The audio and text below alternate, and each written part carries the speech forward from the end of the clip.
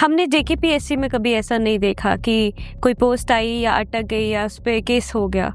हालांकि दूसरे जो जेकेएसएसबी है उसमें ये सब बहुत होता है। तो ऐसा आपके हिसाब से क्यों हो रहा है?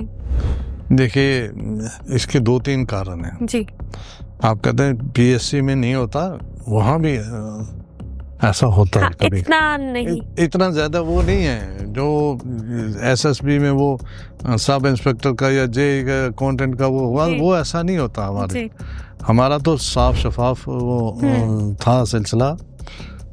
और जो कारण है मेन, एक तो यह कि कभी कभी पोस्टें जो होती हैं ना, उसमें होता है कि इसमें आप MSc physics, applied physics, applied mathematics ये भी भर लो वो भी भर लो।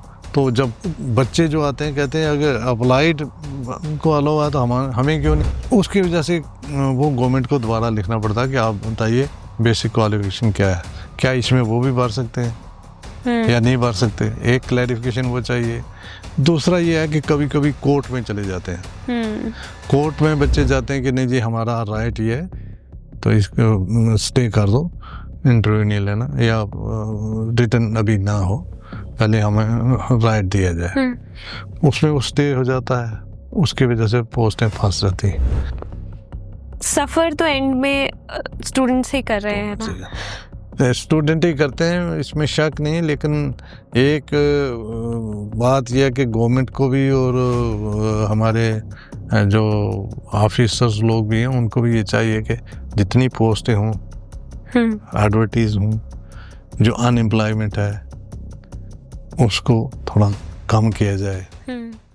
अगर आप लोग जेकेपीएससी के लिए प्रिपेयर कर रहे हैं या स्टूडेंट्स जो लोग इसकी तरफ जाना चाह रहे हैं और उनको पता नहीं है कि कहाँ से शुरू करें, ये पॉडकास्ट उनके लिए होने वाला है।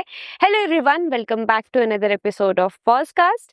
आज के पॉडकास्ट में हम जिनके साथ बात कर रहे हैं उनका नाम है जुबैद अहमद रज़ा।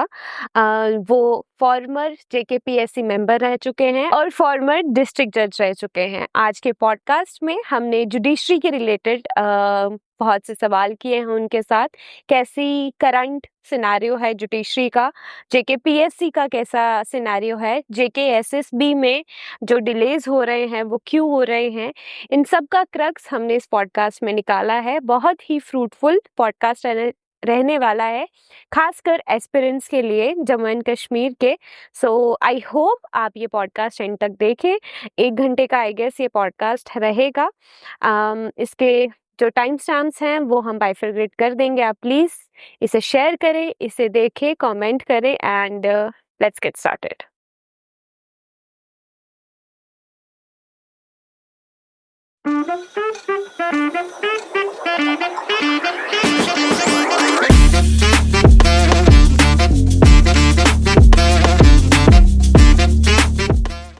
Hello everyone, welcome back to another episode of podcast. आज के पॉडकास्ट में हम जम्मू एंड कश्मीर के बारे में बात करने वाले हैं, साथ साथ जम्मू एंड कश्मीर के बच्चों के बारे में और फ्यूचर के बारे में बात करने वाले हैं।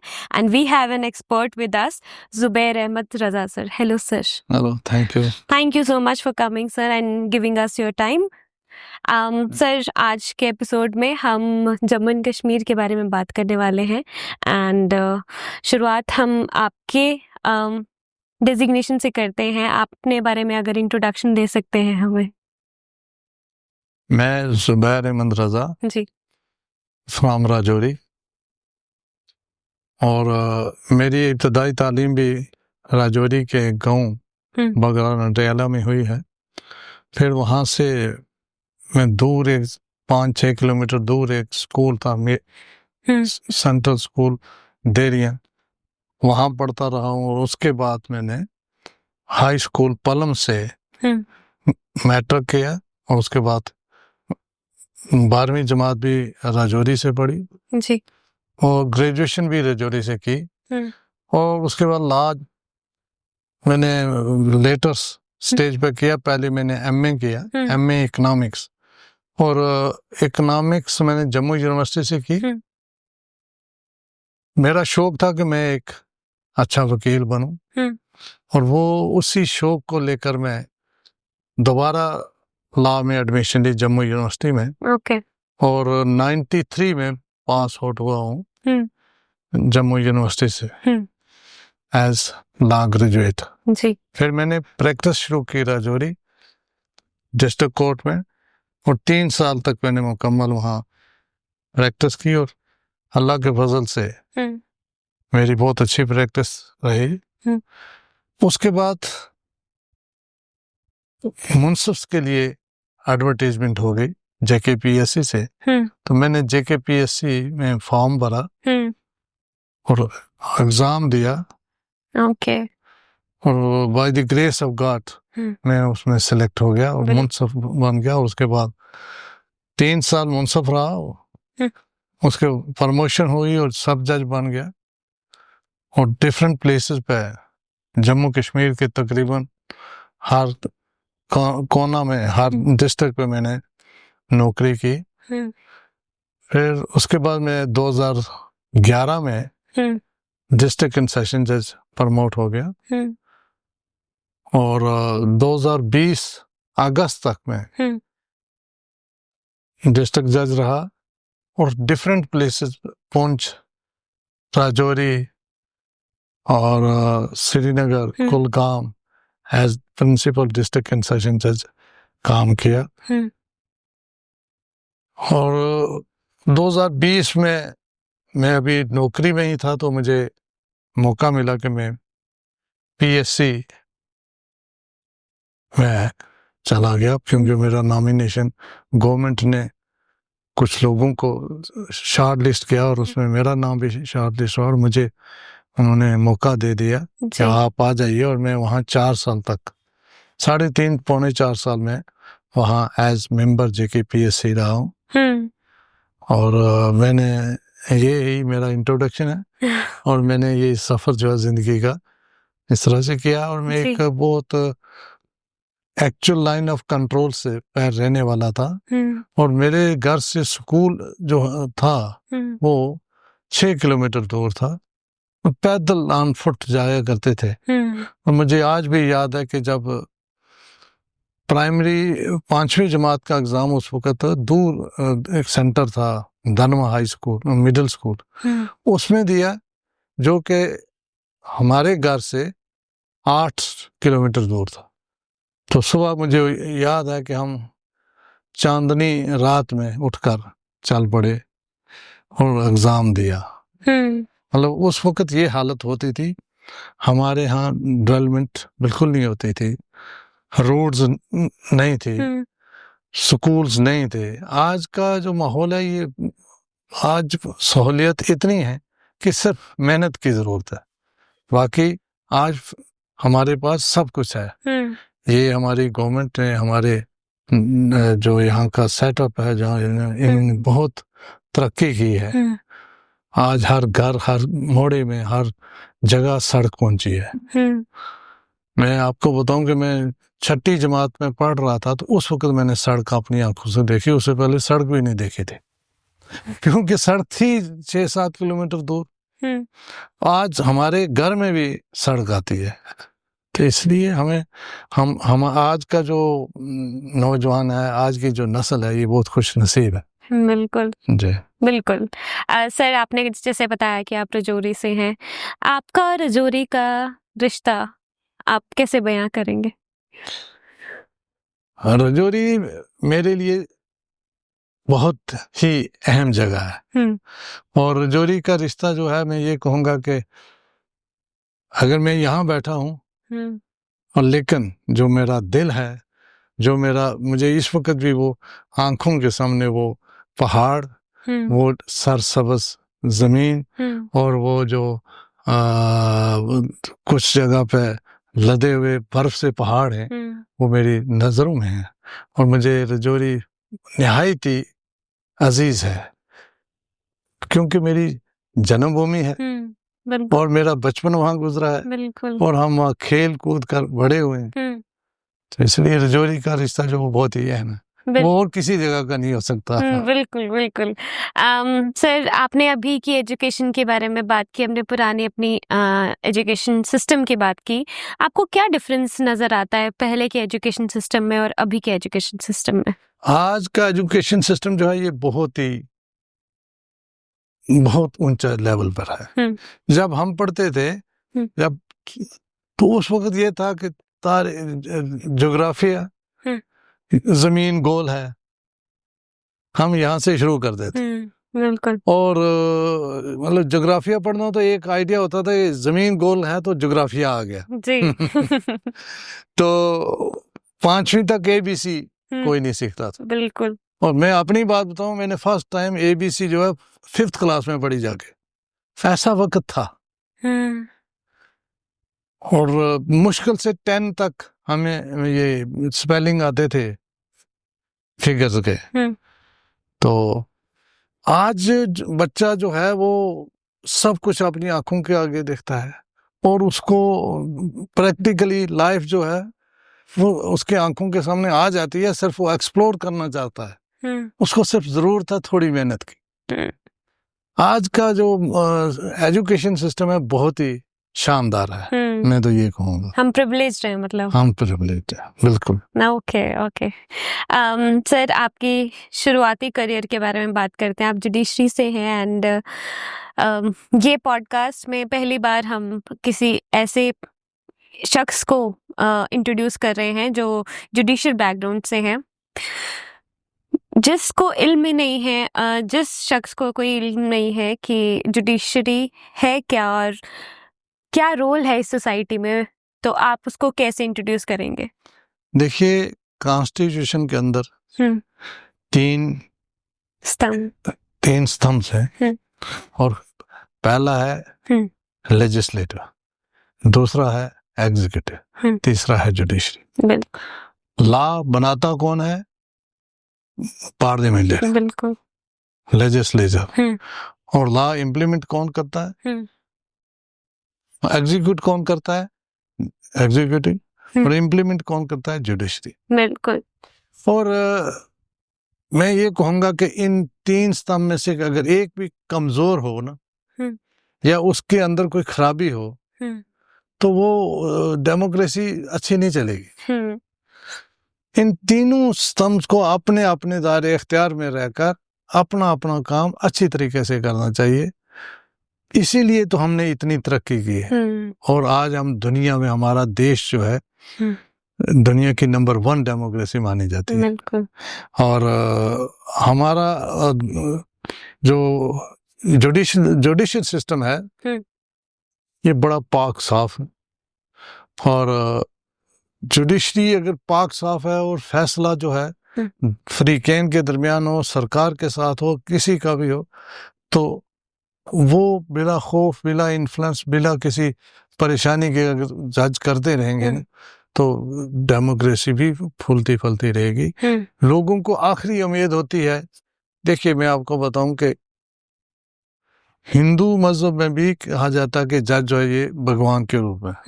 बिल्कुल। और इस्लाम में भी ये है कि जज को खुदा से बहुत डरना है, और जज का हिसाब किताब जो है वो सब लोगों से ज्यादा होगा। बिल्कुल। और जज का जो फैसला होता है वो फैसला ईमानदारी से, बिला पक्षपात के और ऊंच नीच के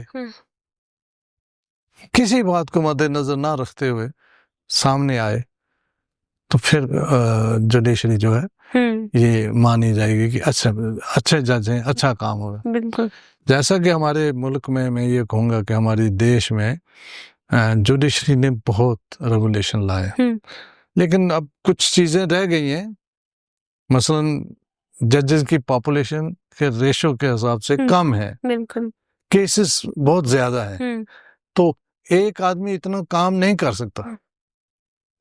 अगर जजेस रेशो और पॉपुलेशन रेशो और जजेस रेशो इनको बढ़ा दिया जाए, तो लोगों को जो एतमाद जुडिशरी से उठ रहा है या कम हो रहा है वो नहीं होगा, मेरा मानना। बिल्कुल बिल्कुल।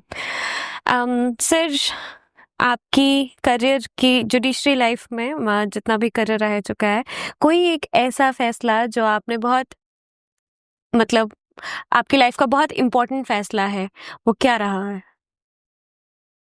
ऐसे तो अगर सच मानो तो हर दिन जो फैसला कर रहे हैं तो वो इम्पोर्टेंट ही होता जी। है, लेकिन कुछ मौकों पर हुँ, इंसान को ये महसूस होता है कि ये मेरा फैसला जो है ये इम्पैक्ट करेगा हाँ सोसाइटी जी, को। जी। मैं कश्मीर में नौकरी करता था हुँ, और as principal district and session जज में कुलगाम में था। हुँ, कुलगाम में तो वहाँ एक मुकदमा मेरे पास आ गया, हुँ, जो मुकदमा मैंने देखा कि मर्डर केस था। हुँ, एक आदमी ने दूसरे आदमी के घर में जाकर बीवी और माँ के सामने हुँ, उसको गोली उनसे छलनी कर दिया और ऑन स्पॉट वो मार दिया। हुँ, और थे भी वो जो मारने वाले वो आदमी हुँ, वहाँ उस वक्त हालात ऐसे थे कि वो हाई स्टैंडर्ड का था। उसने कहा कि वो कोई परवाह नहीं थी आदमी को, कई कत्ल कहते हैं उन्होंने हुँ, किए हुए थे। तो जब वो मुकदमा मेरे पास आया मैंने देखा कि उसकी माँ ने और उसकी बीवी ने बयान दिया कि हमारे सामने हमारे इसको मेरे बच्चे को मेरे हस्बैंड को इन्होंने गोली मारी और मार दिया। हुँ, बाकी जो ये एविडेंस तो था, जो बाकी अलाइड एविडेंस था वो उतना वीक था, हुँ, लेकिन इन दो आई विटनेसेस ने कहा हुआ था। और हालांकि उस आदमी की वहां दहशत थी हुँ, और लोग कोई आदमी बयान देकर उसके खिलाफ हिम्मत नहीं करता था, हुँ, लेकिन माँ और बीवी ने दिया हुआ था। तो जब वो फैसला देने की बारी, उससे पहले उसने मुझे कहा कि आप फैसला क्यों नहीं करते हो मेरा। मैंने कहा कर देंगे। एक उसमें था कि जो आईओ था, इन्वेस्टिगेटिंग ऑफिसर, उसकी बयान लेना था। हुँ, वो इन्वेस्टिगेटिंग ऑफिसर जो पुलिस अफसर था वो नहीं आ रहा था। मैंने उसको जबरदस्ती बुलवाया कि आप आओ बयान दो। जब वो बयान देने आया तो वो आदमी जो हैंडकफ था, उसने उसके सामने उसको कहा आप मेरे खिलाफ बयान देने हैं? दे लो मैं देखता हूँ। तो वो थोड़ा सा डरा हुआ। हुँ, जब अदालत में आया मैंने पूछा उसको, बताओ भाई क्या है। उसने अब जो किया हुआ था काम, जो के बयान लिखे थे या जो लिखा हुआ था, जो कार्रवाई की थी, उसने तो वो बतानी थी। हुँ, अपनी नौकरी भी बचानी है, उधर से उसका भी डर था, हुँ, लेकिन उसने बयान दे दिया। हुँ, जब वो बाहर निकला तो उसके साथ वो हैंडकफ आदमी भी पुलिस की गिरफ्त में ही बाहर निकला। हुँ, बाहर निकला तो वो डीएसपी था और उसने उसके मुंह पे थप्पड़ एक मार दिया। किसने? मुलजम ने। पुलिस ने। उन्होंने कहा जी मैं तो डर रहा था, अब देखें इसने ये किया है। हालांकि वो दोनों पकड़ा हुआ है, हुँ, हुँ, बांधा है, हुँ, दूसरे हाथ से मार गया। मैंने कहा आप दो दरखास्त उसके खिलाफ, तो मैं पूछता हूँ। लेकिन वो कहता जी अब क्या दूंगा, अब हुँ, वो ऑलरेडी जेल में है तो और क्या करें। मैंने कहा वो आपकी मर्जी है, मेरे सामने तो मारा नहीं कि मैं कॉग्निजेंस लूं। खैर वो चला गया। तो जब वो बयान देने की ना, जब फैसले की बारी आई तो मैंने देखा कि ये केस बनता है और उसको मैंने सजा दी। जब सजा देने का वक्त आया, हुँ, मैंने उसको, ये होता है कि पहले आप एकदम सजा नहीं देते, पहले कहते हैं हाँ आप कसूरवार ठहरा दिए गए हैं, हुँ, आपने ये जुर्म किया है। हुँ, तब मैंने उसको कहा कि आपको मैंने कन्विक्ट किया। उसको समझ नहीं आई कि ये क्या कह रहा है। तो जो मैं उसका वकील था वो बैठ गया उधर ही, वो परेशान हो गया। मैंने कहा आप चले जाओ बाहर, वकील साहब बहस करेंगे आप क्वांटम पर, हुँ, कितनी सजा देनी है वो ये बहस करेंगे, मैं देखता हूँ, सुनो। वो बुलाया दोबारा उसको, जब आया तो मैंने कहा आपको उम्र कैद है, सजाए जिंदगी पूरी आपको सजा। तो कहता आपने दी है। मैंने कहा हाँ मैंने दी है, और किसने देनी चाहिए, जब मैं ही जज हूं तो मैं ही दे रहा हूँ। जी। तो वो मुझे कहता अच्छा हुँ, मैं बाहर आऊंगा और आपको देख लूंगा। मैंने कहा देखता रहे यार, मैंने तो मर के जवाब देना है, मैंने तो अल्लाह से, भगवान से के सामने हाजिर होना है। अगर मेरी उसी के हाथों लिखी है तो कोई रोक नहीं सकता। लेकिन खुदा का कर्म, आज तक वो भी बाहर नहीं आई। इस बात को 5-7-8 साल हो गए। और खैर उसका मैंने सुना है कि उसकी हाई कोर्ट ने भी वो मेरा ऑर्डर अपहेल्ड किया, तो अब वो जेल में ही है। तो ये ऐसे मौके भी आते हैं। ये एक केस था जो मैंने, बाकी भी उम्र क्या तो बहुत दी हुई है, लेकिन ये एक थोड़ा सा था कि पेचीदा था। और एक मिलिटेंट्स को अगर सजा देनी इतनी आसान बात नहीं थी। लोग जमाने में वहाँ लोग डरते थे, लेकिन मैं कभी डरा नहीं हूँ। मैं खुदा से डरता था और उसी से डरता हूँ कि कहीं जो भी होना है वो वही करेगा। लेकिन अगर मैं इस महकमा में आया हूँ, खुदा ने मुझे ये यहाँ के रोजी दी है, और मैंने तो यही देखना है कि मैं इंसाफ करूँ। मेरी पूरी कोशिश ये रही है कि मैं जिंदगी में जहाँ जिसके साथ भी करूँ, इंसाफ करूँ और जितना हो सके उतना काम करें। सर, एज ए जज आपकी सबसे टफेस्ट जॉब क्या रहती है? एज ए जज तो सब टफ जॉब ही होती है, टफ काम होता है, लेकिन आपको मेहनत करनी है और नेक नीति से, ईमानदारी से अगर काम करते जाओ तो कुछ आड़े नहीं आता। और अगर किसी के इन्फ्लुएंस में ना आओ, से डरो तो खुदा से।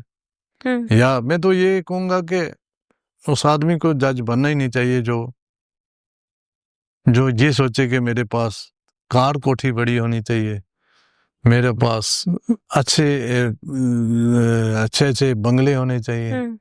ये उसको नहीं बनना चाहिए। यहाँ सिर्फ ईमानदारी और नेक नीति से काम करना होता है। तो ये तो है। बिल्कुल बिल्कुल। सो अगर आपको कोई एक ऐसी चीज जुडिशरी सिस्टम में ठीक करनी है, आपको अगर पावर दी जाए कि आप ठीक कर सकते हैं, तो आपके हिसाब से वो क्या रहेगा? जो मैं समझता हूँ इस वक्त जो जुडिशरी में, जो पब्लिक में कॉन्फिडेंस कम हो रहा है, वो कॉन्फिडेंस बहाल करने में, वापस लाने में, एक तो जुडिशियल अफसर को उनको चुनना चाहिए। जुडिशियल अफसर ऐसे होने चाहिए जो बिल्कुल ईमानदार हों। और दूसरा ये है कि पॉपुलेशन बहुत बढ़ गई है, लेकिन जजेस की पोस्ट जो हैं वो कम है। जजेस की पोस्टें right from top to bottom बढ़ानी चाहिए, ताकि फैसले जो हैं ज्यादा देर ना लगे। अगर जल्दी फैसले होते जाएंगे, लोगों का जो इत्मीनान है वो जुडिशरी पे ज्यादा होगा। और अगर एक मामला ही 40 या 30 या साल चले तो फिर वो कॉन्फिडेंस नहीं रहता। तो बंदा भी सोचता कोर्ट में जाएंगे भी तो क्या फायदा, वहां तो तारीख पे तारीख होती है, तारीख पे तारीख होती है। तारीख पे तारीख होने जो आम जनरल पब्लिक के लिए ये है कि ये फिल्मों में तो देखते हैं, लेकिन तारीख पे तारीख इसलिए होती है कि केसेस बहुत ज्यादा होते हैं। तो अगर साहब के केसेस हों तो वो जल्दी सुनेगा और जल्दी फैसले होंगे। बिल्कुल, एक तो ये वजह है। ओके सर, एक दिन में कितने केसेस मतलब आइडिया से कि कितने खत्म करने होते हैं या फिर सुनने होते हैं? ये कोर्ट डिफरेंट प्लेस पे जहाँ ज्यादा काम है वहाँ ज्यादा सुनने पड़ते हैं, जहाँ काम थोड़ा कम है उससे उतने कम, मतलब वहाँ की सिचुएशन के मुताबिक। फर्ज कर लो कि एक कोर्ट है जिसमें 3000 केस हैं, तो वो तो कम से कम 150 केस पर डे आएगा। अब 150 के फैसले तो कोई कर नहीं सकता, या 150 को तो सुन नहीं सकते, तो वो फिर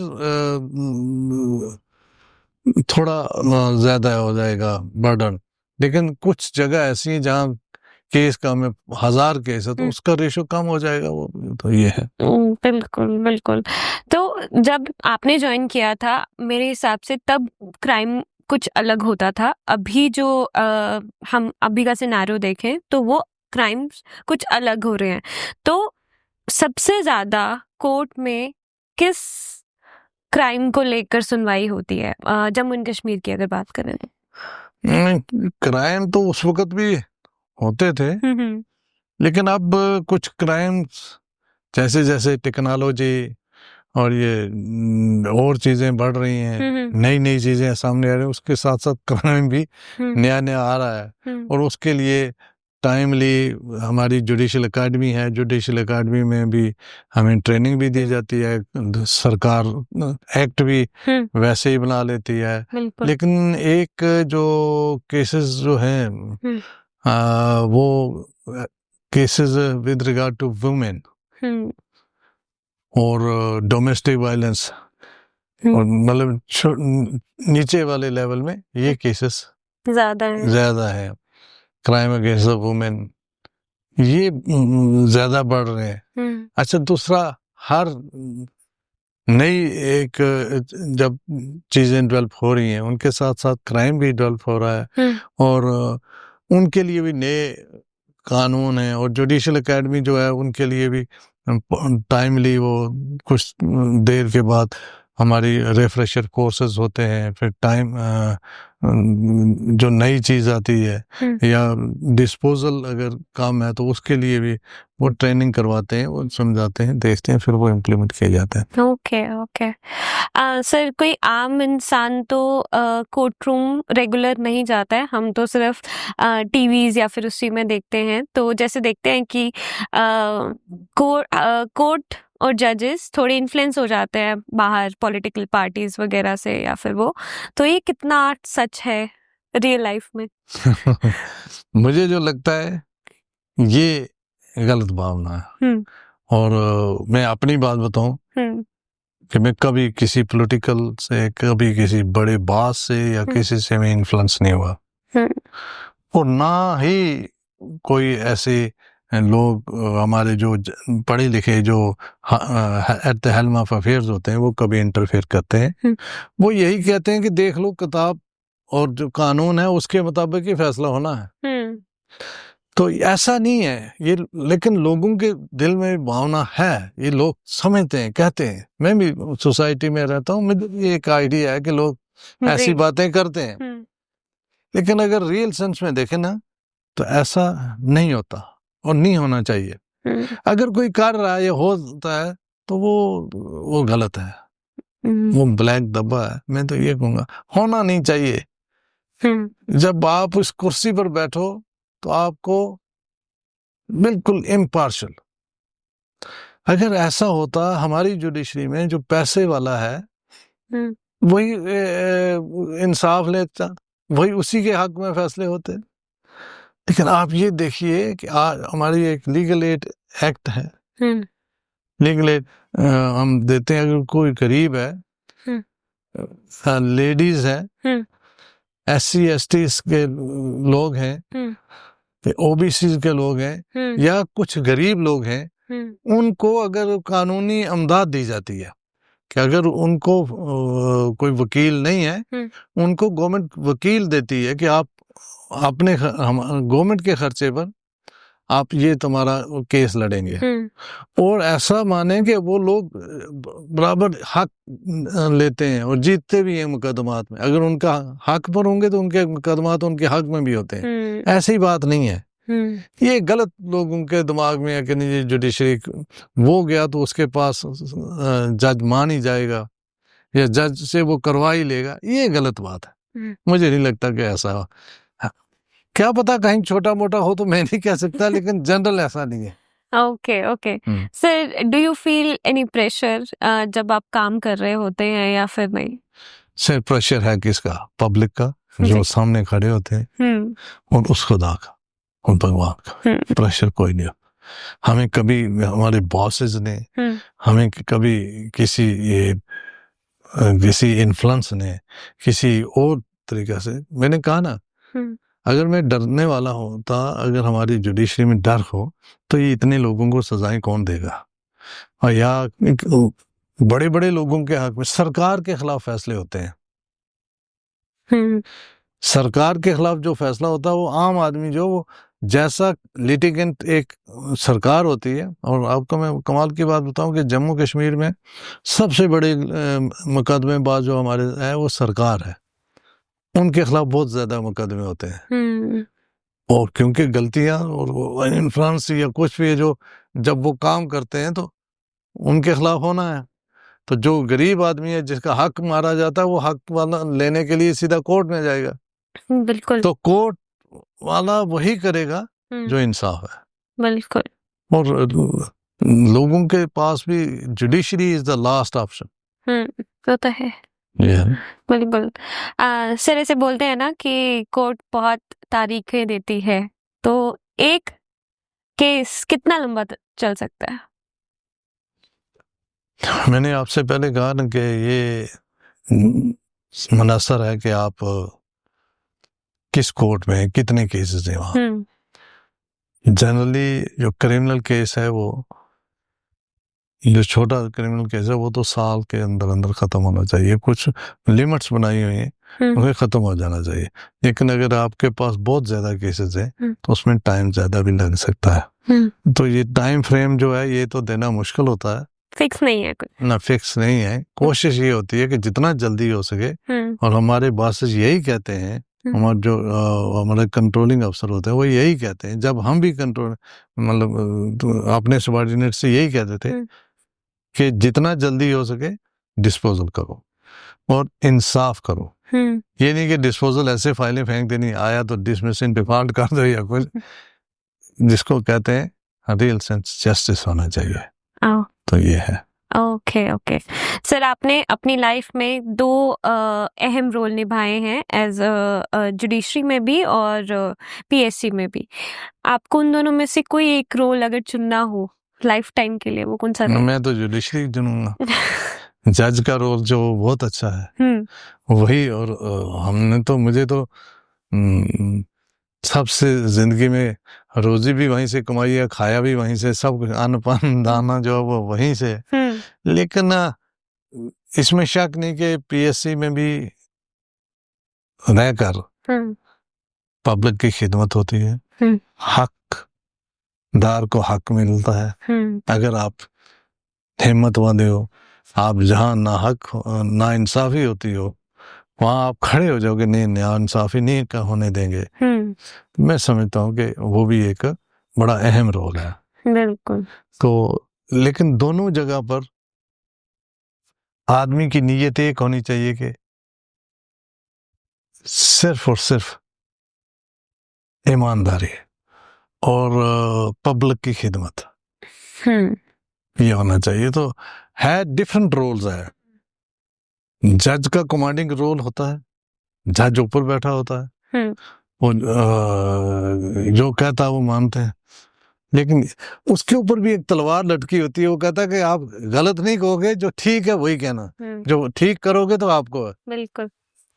लेकिन लोगों की नजर में ये होता है कि ये जज को कौन पूछता है। जज की बहुत पावर है, लेकिन पावर जरूर है, लेकिन काम भी बहुत करना है और उसी खुदा से डर के वो पावर इस्तेमाल करनी है। अगर आप वो डर के नहीं करोगे, आर्बिट्रेरी किसी तरह से आप कर लोगे, तो फिर आपकी नौकरी भी नहीं बचने वाली। ऐसा भी हुआ। ओके। आपको कोई रिग्रेट है लाइफ में, एज अ मतलब अगर आपने सर्विस किया है उसमें कुछ रह गया जो आपको लगता था कि नहीं शायद मुझे ये करना चाहिए था, मैं नहीं कर पाया? ऐसा तो नहीं है। मुझे ये लगता है कि कभी उस खुदा के फजल से मैं ये उम्मीद से कहता हूँ, जो मेरे पास आया मैंने उसको जरूर सुना होगा। अगर उसके हक की बात की होगी, लेकिन उसके फेवर की बात नहीं की, लेकिन हक की जरूर बात की होगी, और किसी के साथ ज्यादती भी नहीं की। तो मुझे ऐसा रिग्रेट वाली बात तो मुझे नहीं है। उस भगवान ने मुझे हिम्मत दी है कि मैंने जो अपने मन में आया और ईमानदारी से काम किया। ईमानदारी मेरा फर्स्ट एक असूल था। तो खुदा ने बहुत दिया है। ये भी नहीं कि मैं अब कहूँ कि नहीं मैं बहुत ही पीछे रह गया हूँ, मैंने ये चीज नहीं बनाई, ये नहीं बनाया, लेकिन मुझे बहुत दिया। बिल्कुल। जी सर, आप बच्चों से इंटरैक्ट करते हैं, हमारे यूथ से। जी जी हाँ। सबसे पहली परेशानी आपको क्या लगती है हमारे यूथ में क्या है? यूथ की जो आज की परेशानी है वो मैं ये समझता हूँ कि यूथ को एम्प्लॉयमेंट की बहुत जरूरत है, लेकिन हमारी जो इससे पहले की एजुकेशन सिस्टम था उसमें हम समझते थे कि जो पढ़ा है इसने नौकरी करनी है। जिसने ग्रेजुएशन की या मैट्रिक की वो गवर्नमेंट नौकरी के पीछे जाता है। उसकी वजह से अब सरकार भी इतनी नौकरियां कहाँ से लाएगी, और सरकार भी एक लिमिटेड सोर्सेज के अंदर ही। तो अब यूथ को एक ये अपने जहन से निकाल लेना चाहिए कि नौकरी, पढ़ना नौकरी के लिए नहीं है, अपनी नशो नवा के लिए, अपने लिए। अगर आप पढ़े लिखे हो तो आप जरूर अपना काम करोगे, आप कहीं भी जाओगे आपको फायदा है। बिल्कुल। और यूथ को एक ट्रैक से, मैं समझता हूँ जो आज के टाइम में है, डिप्रेशन आ रहा है। बहुत सारे नौजवान जो वो डिप्रेशन की तरफ से आ रहे हैं। उसका रीजन क्या है? हम एक्सप्लोर नहीं करते। अगर इस जगह पे हमें एम्प्लॉयमेंट नहीं तो हम इस किसी दूसरी जगह या कहीं ना कहीं कोई अपना काम खोल के किसी तरह से। और दूसरा ये जो नशे की लत आ गई है, इसको सोसाइटी से सब लोगों को, पेरेंट्स को भी, एज होल सोसाइटी को भी, पुलिस को भी, एडमिनिस्ट्रेशन को भी, और हर मतलब ऑर्गन ऑफ सोसाइटी जो है, एडमिनिस्ट्रेशन को भी, इसको किसी तरह से बाहर निकालना चाहिए। बिल्कुल। जब ये काम हो जाएगा रास्ते जो है ना वो खुलेंगे। एक दोस्त दूसरे से मिलता है, वहां से कुछ और ले आता है, फिर वो फंस जाता है, मुसीबत में चला जाता है। और बहुत सी इम्प्रूवमेंट की जरूरत है। बिल्कुल। वो इम्प्रूवमेंट सरकार को भी और सोसाइटी को भी लाने में मदद करनी चाहिए। और ठीक है, सख्त लॉ भी होने चाहिए, लेकिन लॉ एज ए रिफॉर्म भी होने चाहिए। रिफॉर्मेशन जो है, रिफॉर्मेटिव सोसाइटी जो है वो सामने आनी चाहिए। बिल्कुल बिल्कुल। सर, मेंबर ऑफ जेकेपीएससी क्या रोल रहेगा, क्या रोल रहता है? देखिए, जितने भी पीएससी पब्लिक सर्विस कमीशन में सरकार पोस्टें रेफर करती है, जितनी गेजेटेड अफसर की पोस्ट होती हैं वो रेफर करते हैं पीएससी को।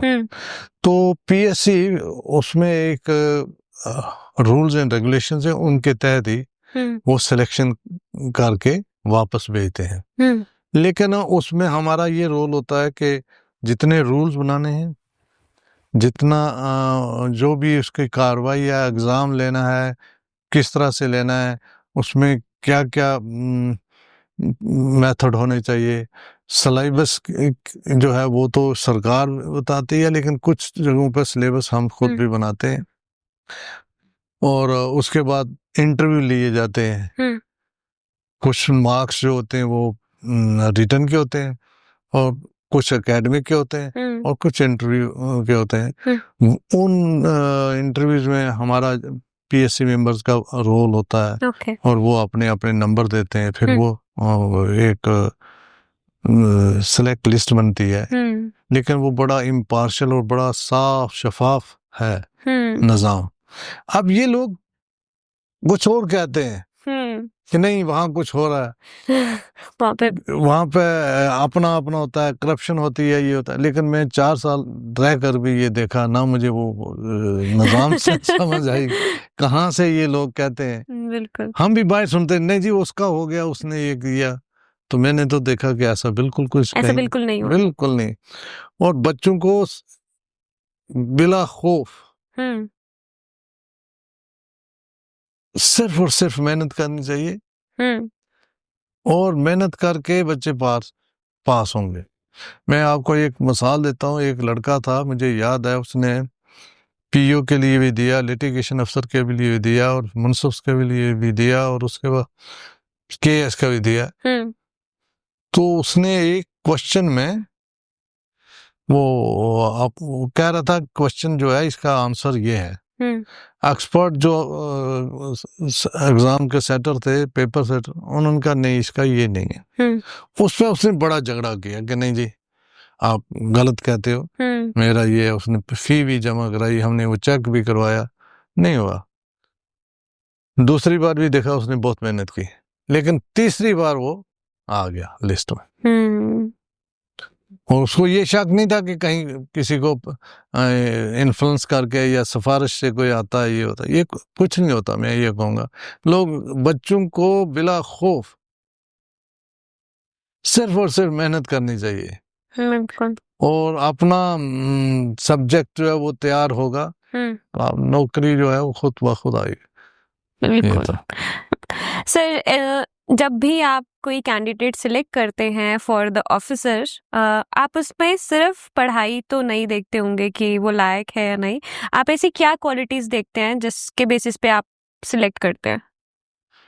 देखिए, बहुत सारे क्राइटेरिया जो है वो लाए जाते हैं, देखे जाते हैं।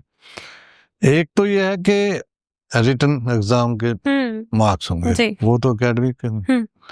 दूसरा, उसके बाद उसका जब हम इंटरव्यू लेते हैं तो हम देखते हैं कि इसका बोलने का ढंग कैसा है, इसको नॉलेज कैसी है, इसका उठने बैठने का कैसा है, ये अंदर आया तो इसने क्या परमिशन ली है, कैसे आया है, मतलब सारी चीजें उसमें वो काउंट की जाती हैं।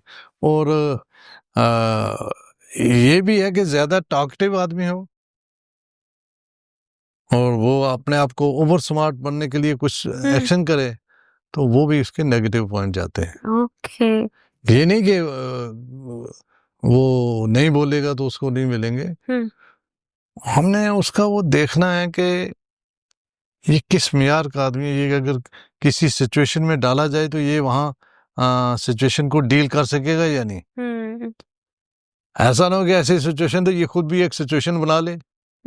तो इसलिए वो ये सारी चीजें देखनी होती हैं। अब फर्ज कर लो कि अगर एक आदमी जो क्लास में, मतलब टीचर, हम प्रोफेसर बनाते हैं, असिस्टेंट प्रोफेसर, तो उसको कहते हैं आप डेमोन्स्ट्रेशन दो, आपको एक टॉपिक है, इस पर पढ़ाओ। अगर वो पढ़ा नहीं सकता तो उसको वो बनाने का फायदा नहीं, वो उसके नेगेटिव पॉइंट जाएंगे। अगर उसने पढ़ाया अच्छा तो उसको हम ज्यादा मार्क्स देंगे।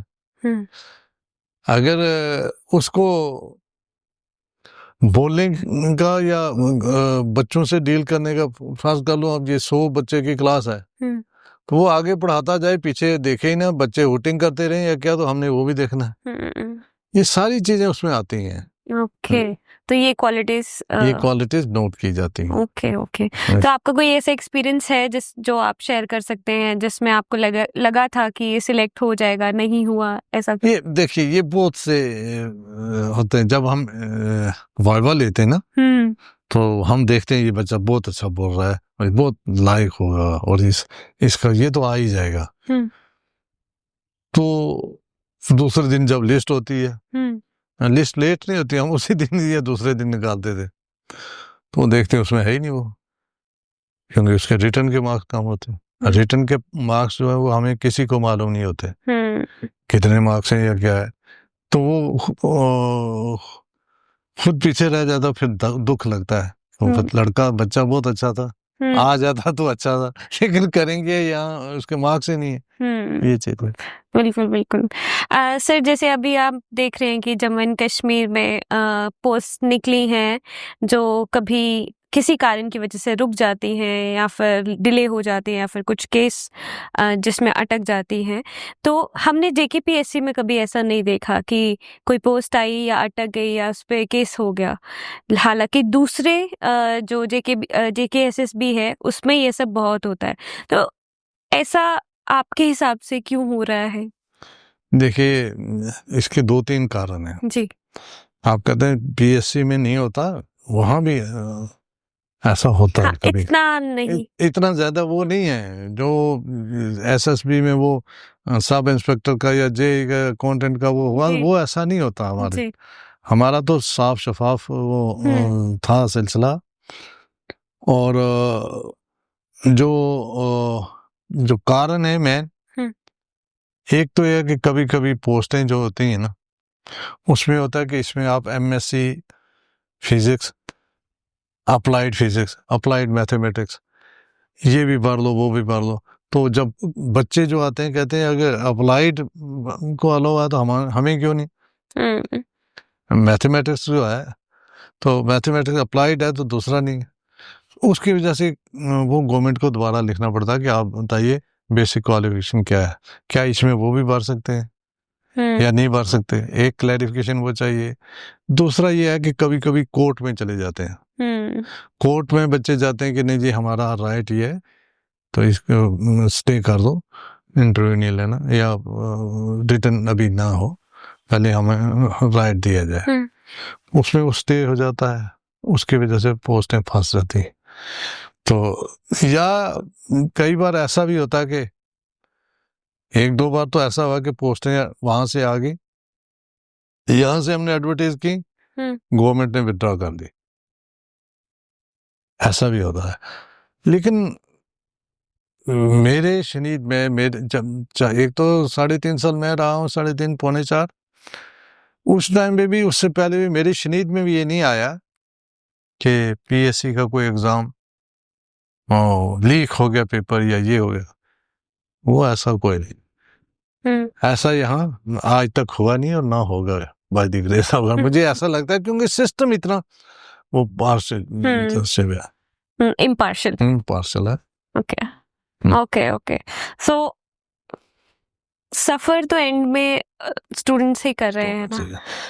स्टूडेंट ही करते हैं, इसमें शक नहीं। लेकिन एक बात यह है कि गवर्नमेंट को भी और हमारे जो ऑफिसर्स लोग भी हैं उनको भी ये चाहिए कि जितनी पोस्टें हों, एडवर्टीज हों, जो अनएम्प्लॉयमेंट है उसको थोड़ा कम किया जाए। दूसरा, जो लोग पढ़ के बैठे हैं या जॉब में गए हैं, मसलन एक आदमी भर्ती हो गया एज कांस्टेबल या जेई, हम जेई लेते हैं, उसका जब राइट बन गया प्रमोशन का, उस वक्त प्रमोशन हो जानी चाहिए, पोस्ट खाली नहीं रहनी चाहिए, बिल्कुल, ताकि जो नीचे वाला नई पोस्ट है, जो नया बंदा पढ़ के आया है, उसको वो पोस्ट मिलनी चाहिए, पोस्ट वैकेंट नहीं रहनी चाहिए। ओके। और उसकी वजह से एम्प्लॉयमेंट पे एक असर होगा जो कि स्टूडेंट्स के लिए बेहतर है। और फास्ट ट्रैक पॉइंट पर सिलेक्शन होते जाना चाहिए। फिर जो ये बच्चे इधर उधर बहकते हैं ना, ये भी कम होंगे। और हमारे जम्मू कश्मीर में तो एक ये बात है कि यहाँ प्राइवेट सेक्टर्स कम है और उसको बढ़ावा देने की भी जरूरत है। मैं तो ये कहूँगा ताकि लोगों को एवरेज निकले, यहाँ नहीं तो वहाँ। मैं आपको एक बात बताऊँ, मेरे 2 बेटे हैं, लेकिन एक बेटा जो है उसने बीटेक किया, फिर वो चला गया IIM अहमदाबाद, उसको वहाँ एडमिशन मिल गई IIM अहमदाबाद। तो हम ये यहाँ से उसके जब वो फाइनल रिजल्ट था, वहाँ ही प्लेसमेंट होगी उसके। जब प्लेसमेंट होगी तो उसको अच्छा पैकेज मिल गया। बट मेरी वाइफ जो वो कहती है नहीं, ये दूर है, क्योंकि लेडीज का होता है ना। बिल्कुल।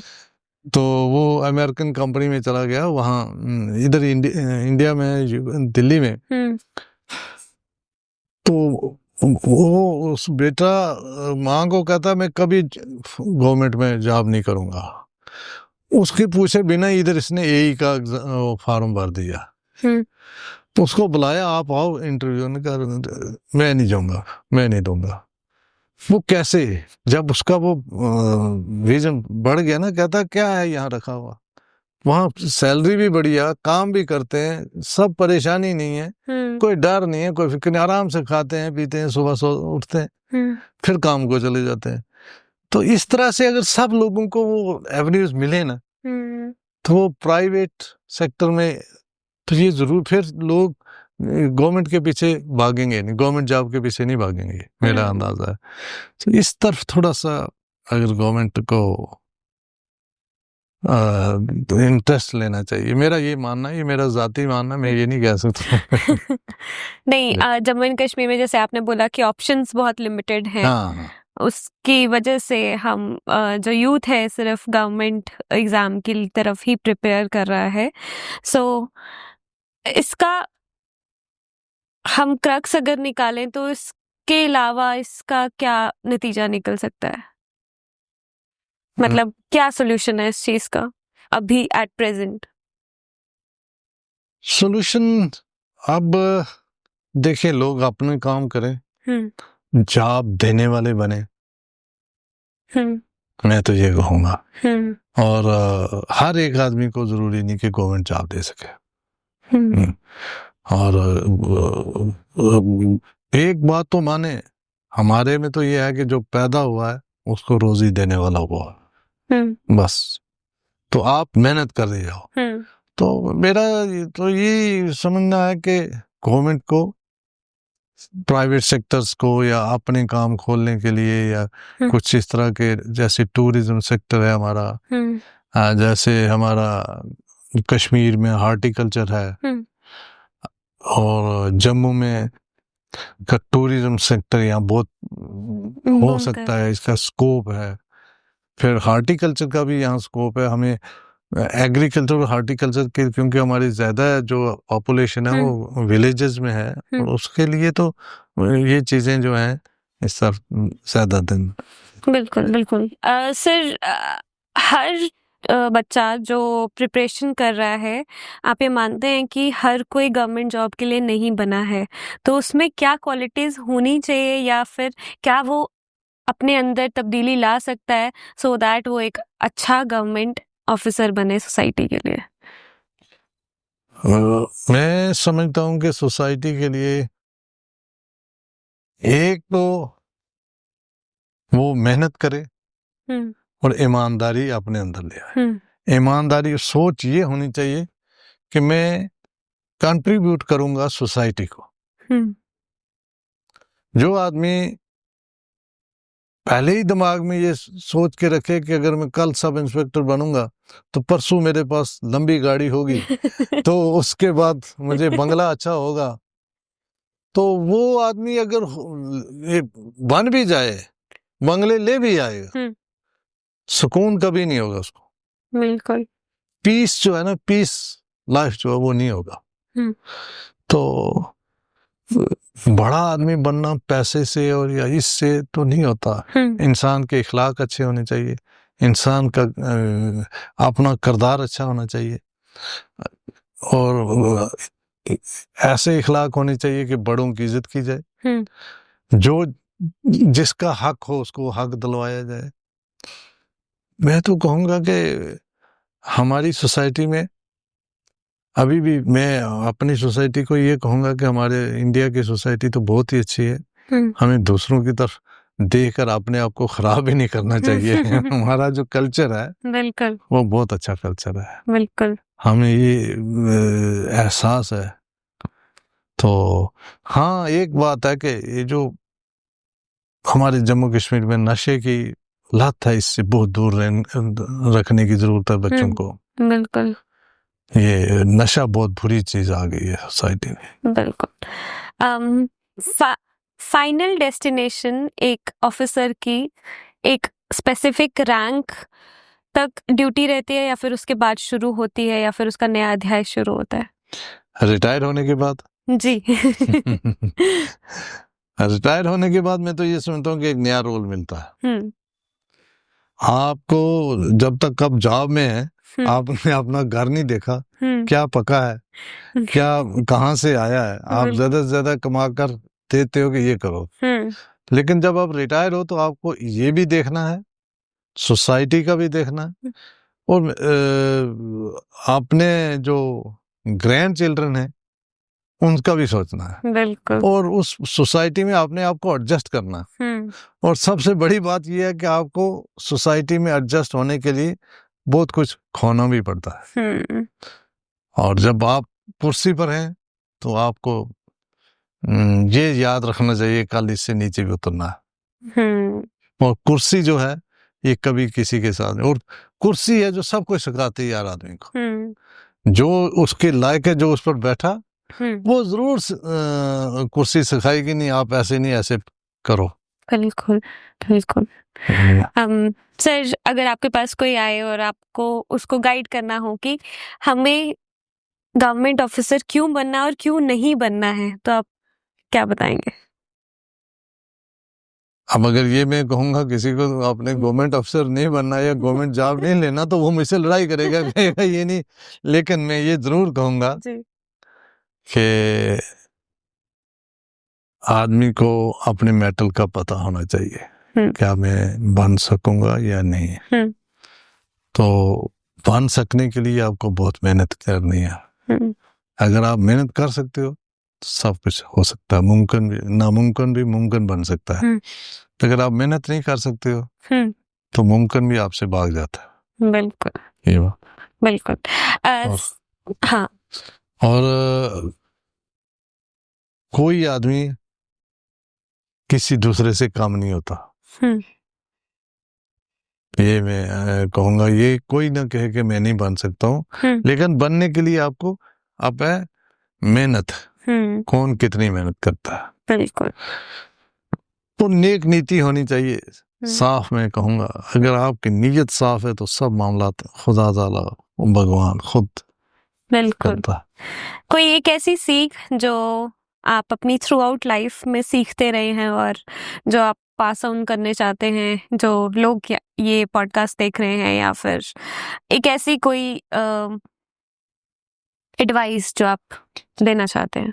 मैं जो नए ऑफिसर्स बन रहे हैं या जो नए मुलाजिम भी आ रहे हैं, मैं उन सब से एक ही बात कहूँगा, पता नहीं क्या, मैंने तो सारी जिंदगी ईमानदारी ही अपनी जिंदगी का असूल बना के रखा है, और मुझे बहुत सुकून है, मुझे कोई पछतावा नहीं।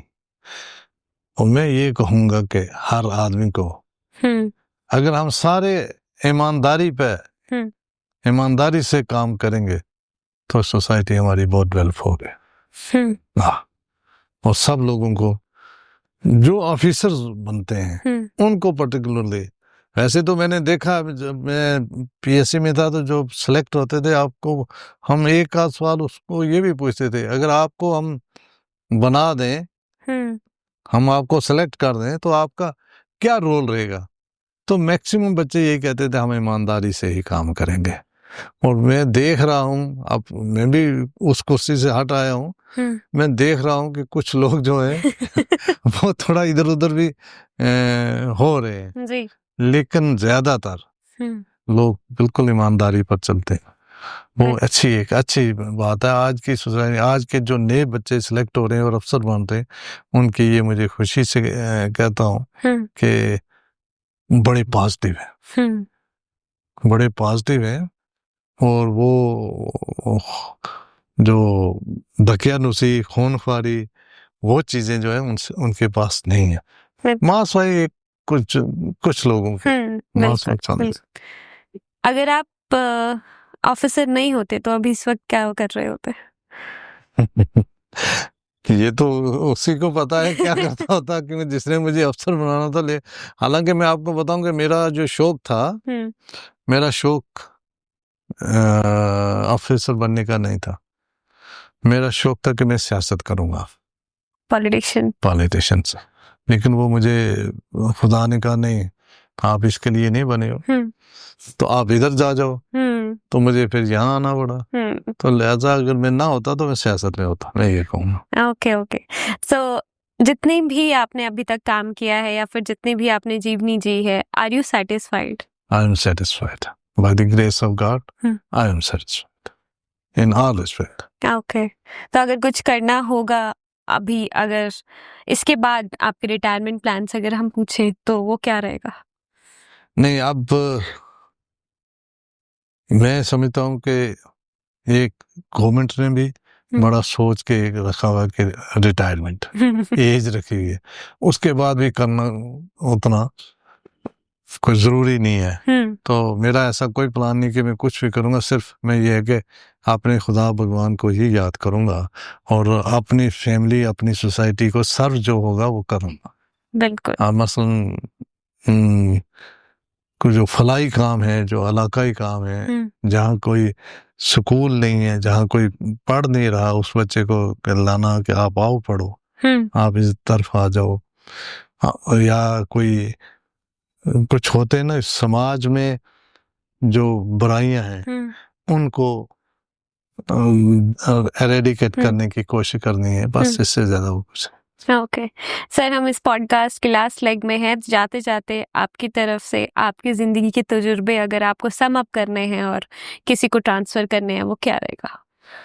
ये तो मैंने पहले ही कह दिया, बहुत आसान सी बात है। मैं ये कहूंगा कि हर आदमी को ईमानदारी करनी, ईमानदारी से जिंदगी जीनी चाहिए। बिल्कुल। अगर मुझे 2 दिन पहले एक श्रीनगर का डल गेट के आदमी का वो मैं सुन रहा था, कोलकाता की एक लेडी थी, हाँ, जो उनका पर्स, उसका पर्स रह गया और उसमें मोबाइल था। वो मोबाइल जो था आदमी ने एक दिन रखा, देखा, दूसरे दिन वो पर्स वापस किया। और मुझे सुकून हुआ कि हमारे लोग ऐसे ही। बिल्कुल। तो एक आदमी ने तो ये है कि लोग छीन ले जाते हैं, तो वो ऐसा है, वो लेडी जो है उसने ना, लेडी नहीं, वो मर्द ही था, वो उसने वापस दे दिया। कितनी अच्छी बात है। बिल्कुल। ये हमारा नाम जो है ये ऊंचा होता है इस। बिल्कुल। तो वही है, समझता हूँ कि ईमानदारी पे खत्म करते हैं। बिल्कुल बिल्कुल। Thank you so much sir, it's been pleasure hosting you. Thank you, thank you, आपका बहुत बहुत शुक्रिया, क्योंकि आपने हमें इस लायक समझा और हम आपके पास आए। Thank you. Thank you. Alright, तो ये थे हमारे साथ जुबैर अहमद रजा। आई होप आपको ये पॉडकास्ट अच्छा लगा होगा। Please to give your feedback, please share it with your friends, your family, and please subscribe to our channel, and we will see you in the next one.